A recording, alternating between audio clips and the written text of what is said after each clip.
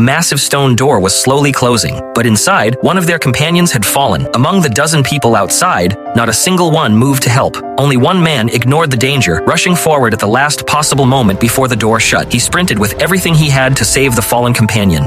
But instead of gratitude, he was met with mockery. Miho's words weren't mocking out of cruelty, because this wasn't just any place. They were trapped inside a maze. Everyone had been stuck here for 3 years, unable to find a way back to the outside world. Each evening, the stone gates would close, and once shut, they wouldn't open again until the next morning. No one had ever survived a night inside, because once the doors sealed, monsters would roam the maze. Thomas and Miho lifted their wounded companion, desperately searching for a place to hide, but the monsters' roars were already echoing nearby. If they didn't abandon the injured man, all 3 of them would die. However, something suddenly caught Thomas's eye, vines hanging nearby. He quickly pulled Miho with him, trying to hoist their injured friend up using the vines. However, a terrifying monster emerged from the darkness. Miho was overcome with fear. In a panic, Miho abandoned the injured man and fled.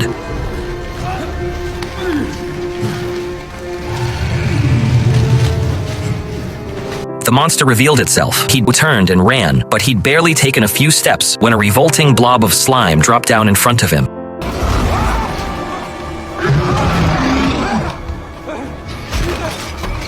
He screamed and bolted, but no matter how fast he ran, he couldn't escape the relentless monsters. Soon, he was completely cornered. Thomas, watching the horror unfold, decided he wasn't going down without a fight. He gathered his courage.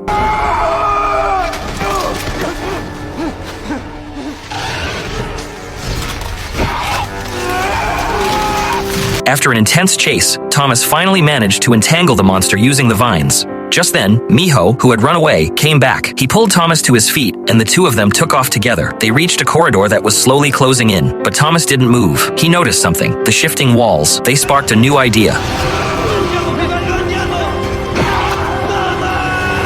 The next morning, the giant stone doors opened once again, but there was no sign of Thomas or Miho. Everyone watching began to fear the worst. It seemed the 2 of them hadn't made it through the night. Just as the group began to turn back and leave, Thomas and Miho reappeared, carrying their injured companion. Everyone stood frozen in disbelief.